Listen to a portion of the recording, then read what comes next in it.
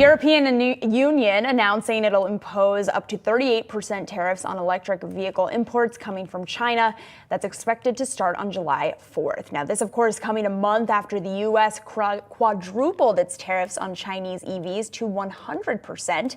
We spoke to a lot of analysts at the time who said the U.S. tariffs wouldn't have a huge impact on China's EV sales since there are no Chinese EVs here in the States. But what about these new EU duties? What impact could that have? Joining us to discuss, we have our very own Praz Subramanian. Praz, that's the key question I want to ask you about. How big of a headwind is it to see these tariffs imposed by the EU, given that there are Chinese EV sales happening in Europe right now?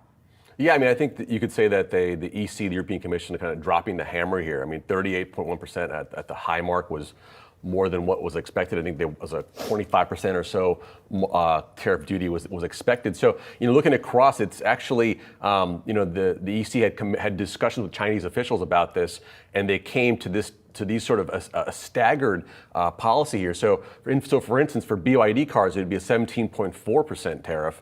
For Geely cars, a 20% tariff. But then on SAIC, for instance, 38.1. And if an automaker did not cooperate with the EC on their investigation, they were all stuck at a 38.1%.